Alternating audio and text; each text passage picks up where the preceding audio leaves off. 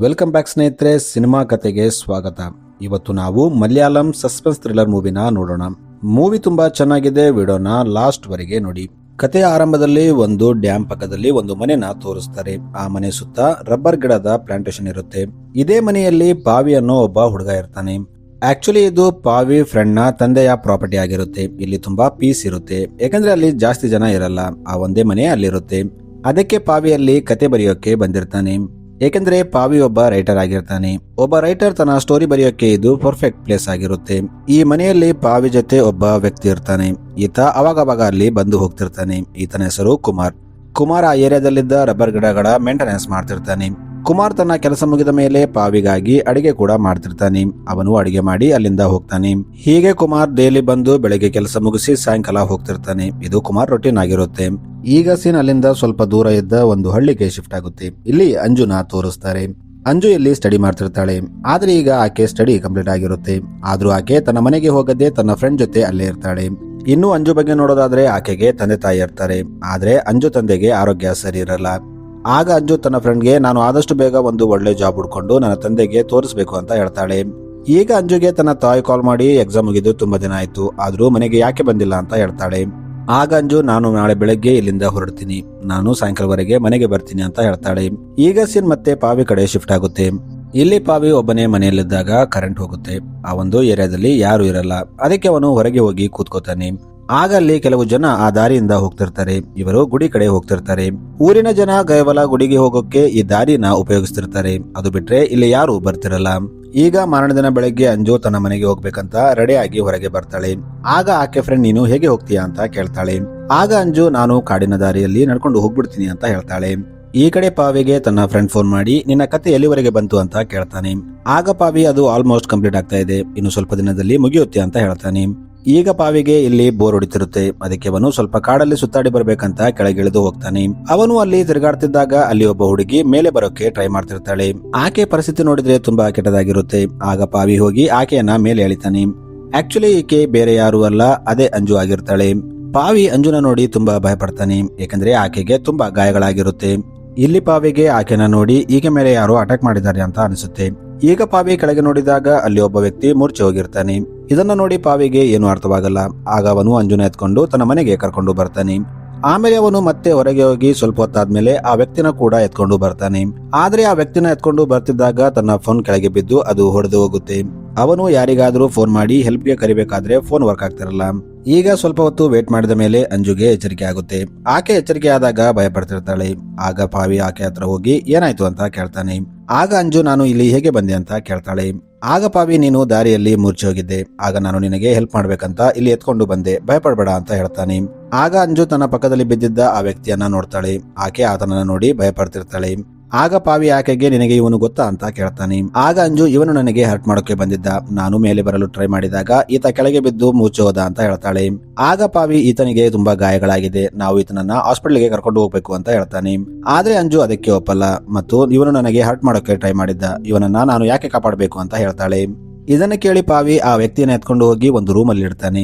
ಅವತ್ತು ರಾತ್ರಿ ಪಾವಿಗೆ ಟೆನ್ಷನ್ ಆಗುತ್ತೆ. ಅವನಿಗೆ ಏನು ಮಾಡ್ಬೇಕಂತ ಅರ್ಥವಾಗಲ್ಲ. ಅವನು ರಾತ್ರಿ ಎಲ್ಲ ಅದೇ ಯೋಚನೆ ಮಾಡ್ತಾ ವೇಟ್ ಮಾಡ್ತಿರ್ತಾನೆ. ಈಗ ಮಾರನೇ ದಿನ ಬೆಳಗ್ಗೆ ಪಾವಿ ಆ ವ್ಯಕ್ತಿ ಹತ್ರ ಹೋಗಿ ನೋಡ್ತಾನೆ. ಆ ವ್ಯಕ್ತಿಗೆ ಈಗಲೂ ಎಚ್ಚರಿಕೆ ಆಗಿರಲ್ಲ. ಆಗ ಪಾವಿ ಅಂಜುಗೆ ನಾವು ಇವನನ್ನ ಹಾಸ್ಪಿಟಲ್ಗೆ ಕರ್ಕೊಂಡು ಹೋಗ್ಬೇಕು, ಇಲ್ಲಾಂದ್ರೆ ಇವನು ಸತ್ತೋಗ್ತಾನೆ ಅಂತ ಹೇಳ್ತಾನೆ. ಮತ್ತು ನಿನ್ನ ಹತ್ರ ಫೋನ್ ಇದ್ರೆ ಕೊಡು, ನನ್ನ ಫೋನ್ ಹೊಡೆದು ಹೋಗಿದೆ, ಮತ್ತು ನಾವು ಯಾರಿಗಾದ್ರೂ ಕಾಲ್ ಮಾಡಿ ಹೆಲ್ಪ್ಗೆ ಕರೆಯೋಣ ಅಂತ ಹೇಳ್ತಾನೆ. ಆಗ ಅಂಜು ನನ್ನ ಬ್ಯಾಗ್ ಅಲ್ಲೇ ಬಿದ್ದಿದೆ, ನನಗೆ ನಡೆಯೋಕೆ ಬರ್ತಿಲ್ಲ ಅಂತ ಹೇಳ್ತಾಳೆ. ಆಗ ಪಾವಿ ಸರಿ ನೀನು ಇಲ್ಲೇ ಇರು, ನಾನು ಹೋಗಿ ನಿನ್ನ ಬ್ಯಾಗ್ ತಗೊಂಡ್ ಬರ್ತೀನಿ ಅಂತ ಹೇಳ್ತಾನೆ. ಈಗ ಪಾವಿ ಅಂಜು ಸಿಕ್ಕ ಜಾಗಕ್ಕೆ ಬಂದಾಗ ಅವನಿಗೆ ಅಲ್ಲಿ ಅಂಜು ಬ್ಯಾಗ್ ಸಿಗುತ್ತೆ.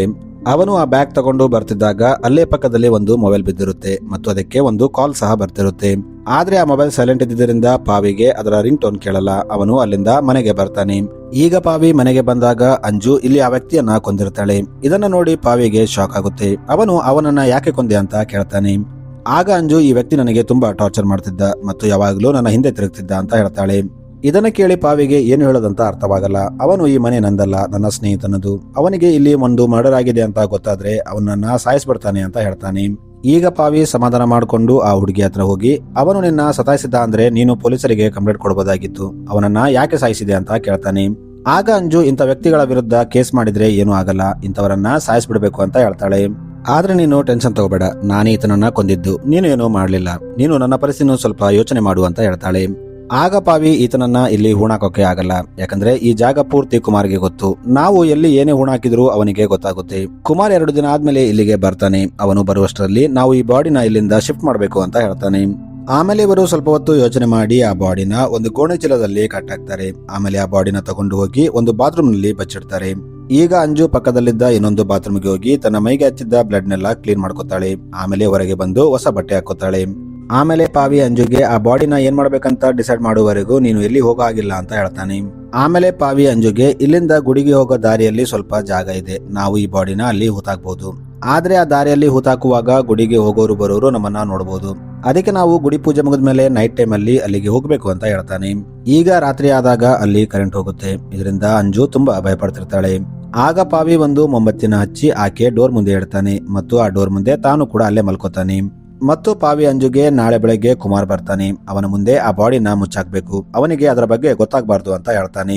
ಈಗ ಮಾರನೇ ದಿನ ಬೆಳಗ್ಗೆ ಕುಮಾರ್ ಅಲ್ಲಿಗೆ ಬಂದಾಗ ಅಂಜುನ ನೋಡಿ ಪಾವಿಗೆ ಈಕೆ ಯಾರು ಅಂತ ಕೇಳ್ತಾನೆ. ಆಗ ಪಾವಿ ಅರ್ಧ ಸ್ಟೋರಿ ಹೇಳ್ತಾನೆ. ಈಕೆ ಕಾಡಲ್ಲಿ ಹೋಗ್ತಿದ್ದಾಗ ಯಾರು ಈಕೆನ ಫಾಲೋ ಮಾಡ್ಕೊಂಡು ಬರ್ತಿದ್ರು. ಈಕೆ ಅವನಿಂದ ತಪ್ಪಿಸ್ಕೊಂಡು ಓಡ್ತಿದ್ದಾಗ ಕಾಲಿಗೆ ಗಾಯ ಆಗಿ ಬಿದ್ಬಿಟ್ಲು. ಆಗ ನನಗೆ ಸಿಕ್ಲು, ನಾನು ಆಕೆನ ಇಲ್ಲಿಗೆ ಕರ್ಕೊಂಡು ಬಂದೆ. ಆಕೆ ಕಾಲಿಗೆ ಗಾಯ ಆಗಿದೆ, ಆಕೆ ಸರಿಯಾದ್ಮೇಲೆ ಇಲ್ಲಿಂದ ಹೋಗ್ತಾಳೆ ಅಂತ ಹೇಳ್ತಾನೆ. ಆಗ ಕುಮಾರ್ ಅಂಜುಗೆ ಆ ವ್ಯಕ್ತಿ ಯಾರು ಅಂತ ನಿನಗೆ ಗೊತ್ತಾ ಅಂತ ಕೇಳ್ತಾನೆ. ಆಗ ಅಂಜು ನನಗೆ ಆ ವ್ಯಕ್ತಿ ಬಗ್ಗೆ ಪರ್ಸನಲಿ ಗೊತ್ತಿಲ್ಲ ಅಂತ ಹೇಳ್ತಾಳೆ. ಈಗ ಕುಮಾರ್ ಅಂಜು ಕಾಲಿಗೆ ಗಾಯವಾಗಿದ್ದನ್ನ ನೋಡಿ ಆಕೆ ಕಾಲಿಗೆ ಬ್ಯಾಂಡೇಜ್ ಕಟ್ತಾನೆ. ಅಂಜು ಈಗ ಸ್ನಾನ ಮಾಡೋಕೆ ಹೋಗ್ತಾಳೆ. ಆದ್ರೆ ಆಕೆ ಕಾಲಿಗೆ ಬ್ಯಾಂಡೇಜ್ ಕಟ್ಟಿದ್ದರಿಂದ ಕಷ್ಟ ಆಗ್ತಿರುತ್ತೆ. ಆಗ ಪಾವಿ ಬಂದು ಆಕೆ ಕಾಲಿಗೆ ಪ್ಲಾಸ್ಟಿಕ್ ಕಟ್ತಾನೆ. ಇದರಿಂದ ಅಂಜು ಸ್ನಾನಕ್ಕೆ ಹೋಗ್ತಾಳೆ. ಆದ್ರೆ ಆಕೆಗೆ ನಡೆಯೋಕೆ ಕಷ್ಟ ಆಗ್ತಿರುತ್ತೆ, ಯಾಕಂದ್ರೆ ಆಕೆ ಕುಂಟ್ಕೊಂತ ಹೋಗ್ತಿರ್ತಾಳೆ. ಇದನ್ನ ನೋಡಿ ಪಾವಿಗೆ ಪಾಪ ಅನಿಸುತ್ತೆ. ಆಗ ಅವನು ಅಲ್ಲಿ ಕಲ್ಲುಗಳನ್ನ ಇಟ್ಟು ಒಂದು ಸ್ಟೆಪ್ಸ್ ಮಾಡ್ತಾನೆ. ಅಂಜು ಸ್ನಾನ ಮುಗಿಸಿ ಹೊರಗೆ ಬಂದಾಗ ಸ್ಟೆಪ್ಸ್ ನೋಡಿ ತುಂಬಾ ಖುಷಿ ಆಗ್ತಾಳೆ. ಆದ್ರೂ ಆಕೆಗೆ 2 ಕಾಲನ್ನಿಟ್ಟು ಅದರ ಮೇಲೆ ನಡೆಯೋಕೆ ಆಗ್ತಿರಲ್ಲ. ಇದನ್ನ ನೋಡಿ ಪಾವಿ ತನ್ನ ಕೈಯಲ್ಲಿದ್ದ ಕಟ್ಟಿಗೆಯನ್ನ ಅಂಜುಗೆ ಕೊಡ್ತಾನೆ. ಆಕೆ ಅದನ್ನ ಇಟ್ಕೊಂಡು ಮೇಲೆ ಬರ್ತಾಳೆ. ಈಗ ಪಾವಿ ತಾನು ಮಾಡ್ತಿರೋದು ಸರಿನಾ ಅಂತ ಯೋಚನೆ ಮಾಡ್ತಾನೆ. ಏಕೆಂದ್ರೆ ಇಲ್ಲಿ ಒಬ್ಬ ಹುಡುಗಿ ಇರ್ತಾಳೆ. ಆಕೆ ಯಾರು ಏನು ಅಂತ ಪಾವಿಗೆ ಗೊತ್ತಿರಲ್ಲ. ಅವನು ಅವನ ಫ್ರೆಂಡ್ ಮನೆಯಲ್ಲಿ ಆಕೆಗೆ ಆಶ್ರಯ ಕೊಟ್ಟಿರ್ತಾನೆ. ಮತ್ತು ಇನ್ನು ನೋಡಿದ್ರೆ ಆಕೆ ಕೊಲೆ ಕೂಡ ಮಾಡಿರ್ತಾಳೆ. ಪಾವಿ ಒಂದು ಮಾತಾಡದೆ ಆಕೆ ಕೇಳಿದ್ದನ್ನೆಲ್ಲ ಮಾಡ್ತಿರ್ತಾನೆ.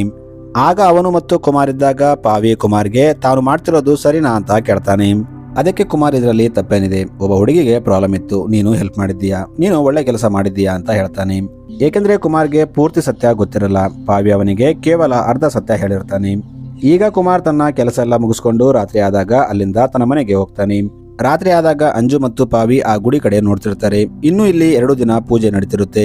ಆಗ ಪಾವಿ ಅಂಜುಗೆ ಇನ್ನು 2 ದಿನ ಆದ್ಮೇಲೆ ನಾವು ಬಾಡಿಯನ್ನ ಹೂತಾಕ್ಬಹುದು, ಅಲ್ಲಿವರೆಗೆ ನಾವು ಸೈಲೆಂಟ್ ಆಗಿರ್ಬೇಕು ಅಂತ ಹೇಳ್ತಾನೆ. ಆಗ ಅಂಜು ಪಾವಿಗೆ ನೀನ್ ಯಾಕೆ ನನಗೆ ಹೆಲ್ಪ್ ಮಾಡ್ತಿದ್ಯಾ ಅಂತ ಕೇಳ್ತಾಳೆ. ಆಗ ಪಾವಿ ನನಗೂ ಸರಿಯಾಗಿ ಗೊತ್ತಿಲ್ಲ ಅಂತ ಹೇಳ್ತಾನೆ. ಆಗ ಅಂಜು ಪಾವಿಗೆ ನನ್ನ ಸ್ವಂತದವರಿದ್ರು ಇಷ್ಟು ಹೆಲ್ಪ್ ಮಾಡ್ತಿದ್ರೋ ಇಲ್ವೋ ಗೊತ್ತಿಲ್ಲ, ನನ್ನ ಮನೆ ಪರಿಸ್ಥಿತಿ ಸರಿ ಇಲ್ಲ, ನನಗೆ ಅರ್ಜೆಂಟ್ ಆಗಿ ಒಂದು ಒಳ್ಳೆ ಕೆಲಸ ಬೇಕು ಅಂತ ಹೇಳ್ತಾಳೆ. ಇವರು ಮಾತಾಡ್ತಿದ್ದಾಗ ಅಲ್ಲಿ ಹಚ್ಚಿದ್ದ ಕ್ಯಾಂಡಲ್ ಆರಿ ಹೋಗುತ್ತೆ. ಆಗ ಅಂಜು ಒಳಗೆ ಹೋಗಿ ಒಂದು ಕ್ಯಾಂಡಲ್ ಹಚ್ಕೊಂಡು ಬರ್ತಾಳೆ. ಇವರು ಅಲ್ಲಿ ಆರೋಗಿದ್ದ ಕ್ಯಾಂಡಲ್ ನ ಹಚ್ತಿದ್ದಾಗ ಒಬ್ಬರ ಕೈ ಒಬ್ಬರಿಗೆ ಟಚ್ ಆಗುತ್ತೆ. ಇದರಿಂದ ಅವರಿಗೆ ಏನು ಫೀಲ್ ಆಗುತ್ತೆ. ಇದರಿಂದ ಇಬ್ಬರು ಒಬ್ಬರನ್ನೊಬ್ಬರು ನೋಡ್ತಾ 1 ಸೆಕೆಂಡ್ ಹಾಗೆ ನಿಂತೋಗ್ತಾರೆ. ಆಗ ಅಂಜು ಏನು ಹೇಳದೆ ಕ್ಯಾಂಡಲ್ ತಗೊಂಡು ಒಳಗೆ ಹೋಗ್ಬಿಡ್ತಾಳೆ. ಈಗ ಮಾರನೇ ದಿನ ಬೆಳಗ್ಗೆ ಇವರು ವಾಶ್ರೂಮ್ಗೆ ಹೋಗ್ಬೇಕಂತ ಟ್ರೈ ಮಾಡ್ತಿದ್ದಾಗ ಅಲ್ಲಿ ತುಂಬಾ ಸ್ಮೆಲ್ ಬರ್ತಿರುತ್ತೆ. ಆ ಬಾಡಿ ಕೊಳೆಯೋಕೆ ಸ್ಟಾರ್ಟ್ ಆಗಿರುತ್ತೆ. ಆಗ ಇವರು ಆ ಬಾಡಿ ಸ್ಮೆಲ್ ನ ಮುಚ್ಚಾಕೋಕೆ ಏನಾದ್ರೂ ಮಾಡ್ಬೇಕು ಅಂತ ಯೋಚನೆ ಮಾಡ್ತಾರೆ. ಯಾಕಂದ್ರೆ ಕುಮಾರ್ ಬಂದ್ರೆ ಆ ಸ್ಮೆಲ್ ಇಂದ ಅವನು ಅಲ್ಲಿ ಬಾಡಿ ಇದೆ ಅಂತ ಕಂಡುಹಿಡಿತಾನೆ ಅಂತ ಅನ್ಕೋತಾರೆ. ಆಗ ಪಾವಿಗೆ ಒಂದು ಐಡಿಯಾ ಬರುತ್ತೆ. ಅವನು ಅಲ್ಲಿ ಇದ್ದ ಒಂದು ಡ್ರಮ್ ತಗೊಂಡು ಬಂದು ಅದರಲ್ಲಿ ಆ ಬಾಡಿಯನ್ನ ಹಾಕ್ತಾನೆ ಮತ್ತು ಅದರ ಮೇಲೆ ಮಣ್ಣು ಮುಚ್ಚಾಕ್ತಾನೆ. ಇದರಿಂದ ಸ್ಮೆಲ್ ಕಡಿಮೆ ಬರುತ್ತೆ ಅಂತ ಅನ್ಕೋತಾನೆ. ಈಗ ಪಾವಿ ಇಷ್ಟೆಲ್ಲ ಮಾಡಿ ತನ್ನ ಮುಖ ತೊಳ್ಕೊತಿದ್ದಾಗ ಅಲ್ಲಿ ಕುಮಾರ್ ಬರ್ತಾನೆ. ಈತ ಪಾವಿಗೆ ಇಲ್ಲೇನೋ ದುರ್ಗಂಧ ಬರ್ತಾ ಇದೆ, ಎಲ್ಲಿಂದ ಬರ್ತಾ ಇದೆ ಅಂತ ಕೇಳ್ತಾನೆ. ಆಗ ಅವರು ಇಲ್ಲಿ ಒಂದು ದೊಡ್ಡ ಹೆಗ್ಣ ಸತ್ತೋಗಿತ್ತು, ಅದನ್ನ ಈಗ ತಾನೇ ಇಬ್ರು ಸೇರಿ ಮುಚ್ಚಾಕಿದ್ವಿ ಅಂತ ಹೇಳ್ತಾಳೆ. ಆಗ ಕುಮಾರ್ ಹಾಗಾದ್ರೆ ಅಲ್ಲಿ ಸ್ಮೆಲ್ ಬರಬಾರ್ದಂದ್ರೆ ಅಲ್ಲಿ ಲೋಬಾನ ಹಚ್ಚಿ ಅಂತ ಹೇಳ್ತಾನೆ. ಆಗ ಇವರು ಹಾಗಿದ್ರೆ ಕುಮಾರ್ ತಮ್ಮ ಮಾತನ್ನ ನಂಬಿದ್ದಾನೆ ಅಂತ ಅನ್ಕೋತಾರೆ. ಈಗ ಕುಮಾರ್ ತನ್ನ ಕೆಲಸ ಮುಗಿಸಿ ಸಾಯಂಕಾಲವಾದಾಗ ತನ್ನ ಮನೆಗೆ ಹೋಗ್ತಾನೆ. ಈಗ ರಾತ್ರಿ ಆದಾಗ ತೇಜು ಮತ್ತು ಪಾವಿ ತಮ್ಮ ಮನೆ ಸುತ್ತ ಲೋಬನ್ನ ಹಚ್ತಿರ್ತಾರೆ. ಯಾಕಂದ್ರೆ ಸ್ಮೆಲ್ ಈಗಲೂ ಬರ್ತಿರುತ್ತೆ. ಈಗ ಇವರು ಊಟ ಮಾಡೋಕೆ ಕೂತ್ಕೋತಾರೆ. ಆದ್ರೆ ಇವರಿಬ್ಬರಿಗೂ ಊಟ ಮಾಡೋಕೆ ಇಷ್ಟ ಆಗ್ತಿರಲ್ಲ. ಯಾಕಂದ್ರೆ ಆ ಬಾಡಿ ನೋಡಿದಾಗಿನಿಂದ ಪಾವಿಗೆ ಅದೇ ನೆನಪಾಗ್ತಿರುತ್ತೆ.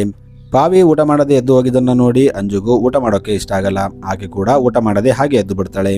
ಈಗ ಮಾರನೇ ದಿನ ಬೆಳಗ್ಗೆ ಕುಮಾರ್ ಬಂದಾಗ ಅವನು ಅಂಜು ಗಾಯನ ನೋಡ್ತಾನೆ. ಅದು ಈಗ ಸ್ವಲ್ಪ ವಾಸಿಯಾಗಿರುತ್ತೆ. ಈಗ ಅಂಜು ಸ್ವಲ್ಪ ನಾರ್ಮಲ್ ಆಗಿ ನಡೆಯೋಕೆ ಸ್ಟಾರ್ಟ್ ಮಾಡ್ತಾಳೆ. ಸೆಂಟ್ರಿಗೆ ಅವರು ಅದಿದು ಕೆಲಸ ಮಾಡ್ತಿರ್ತಾರೆ.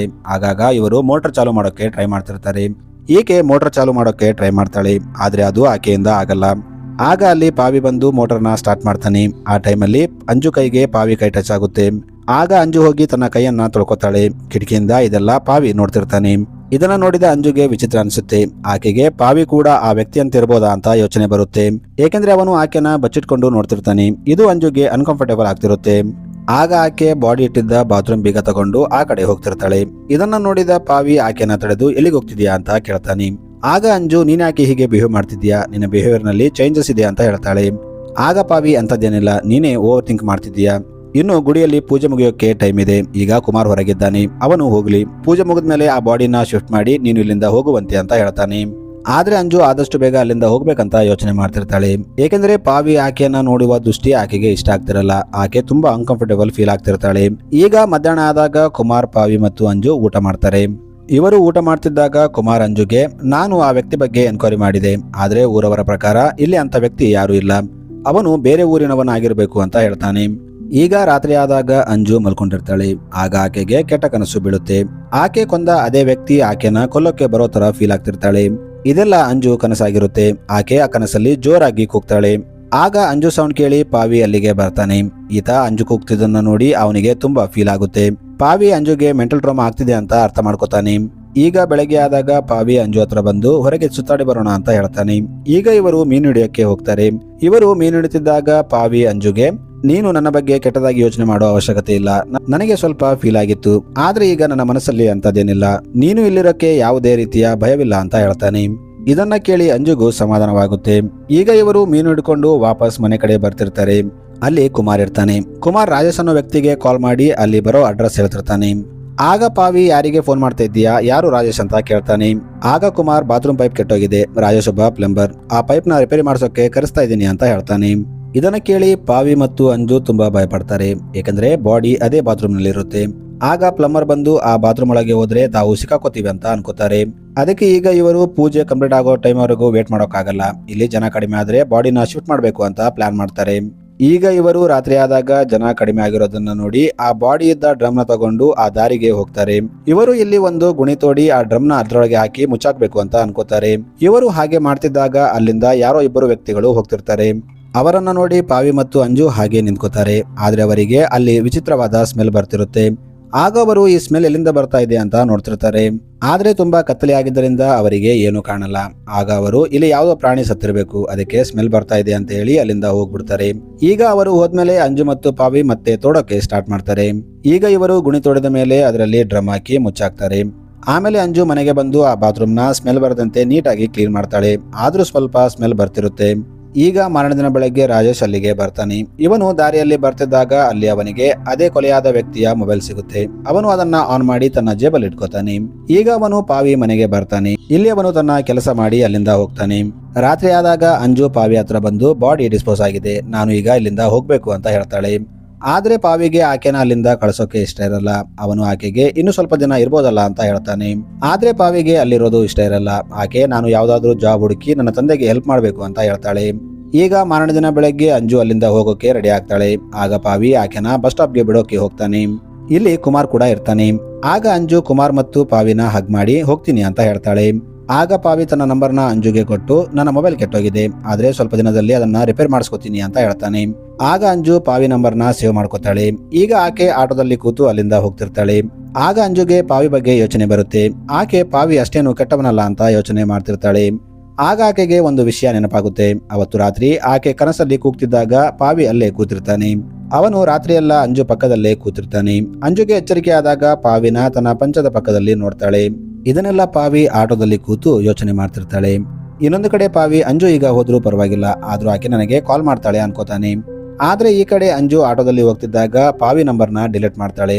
ಏಕೆಂದ್ರೆ ಆಕೆ ಲೈಫಲ್ಲಿ ಮೊದಲೇ ತುಂಬಾ ಪ್ರಾಬ್ಲಮ್ಸ್ ಇರುತ್ತೆ. ಆಕೆ ಹಳೆದನ್ನೆಲ್ಲ ಜೊತೆಗೆ ಇಟ್ಕೊಂಡು ಹೋಗೋಕೆ ಇಷ್ಟಪಡ್ತಿರಲ್ಲ. ಅದಕ್ಕೆ ಆಕೆ ಪಾವಿ ನಂಬರ್ನ ಡಿಲೀಟ್ ಮಾಡ್ತಾಳೆ. ಆದ್ರೆ ಈ ಕಡೆ ಪಾವಿಗೆ ಅಂಜು ತನಗೆ ಕಾಂಟ್ಯಾಕ್ಟ್ ಮಾಡೋಕೆ ಟ್ರೈ ಮಾಡ್ತಾಳೆ ಅಂತ ಕನ್ಫರ್ಮ್ ಇರುತ್ತೆ. ಈಗ ಅವನು ತನ್ನ ಮನೆಗೆ ವಾಪಸ್ ಬರ್ತಾನೆ. ಈ ಕಡೆ ಪ್ಲಂಬರ್ ರಾಜೇಶ್ ಮನೆಗೆ ಬಂದು ತನಗೆ ಸಿಕ್ಕ ಆ ಮೊಬೈಲ್ ನ ಚಾರ್ಜ್ ಗಿಟ್ಟು ಆನ್ ಮಾಡ್ತಾನೆ. ಅವನು ಆನ್ ಮಾಡಿದಾಗ ಅಲ್ಲಿ ಒಂದು ಫೋಟೋ ಬರುತ್ತೆ. ಅದು ಅದೇ ಸತ್ತ ವ್ಯಕ್ತಿಯ ಫೋಟೋ ಆಗಿರುತ್ತೆ. ರಾಜೇಶ್ ಆ ಫೋಟೋನ ನೋಡಿ ಶಾಕ್ ಆಗ್ತಾನೆ. ಏಕೆಂದ್ರೆ ಅವನಿಗೆ ಆ ವ್ಯಕ್ತಿ ಬಗ್ಗೆ ಮೊದಲೇ ಗೊತ್ತಿರಬಹುದು. ಸೊ ಇದೇ ಟ್ವಿಸ್ಟ್ ನೊಂದಿಗೆ ಈ ಮೂವಿ ಇಲ್ಲಿಗೆ ಎಂಡ್ ಆಗುತ್ತೆ. Thanks for watching.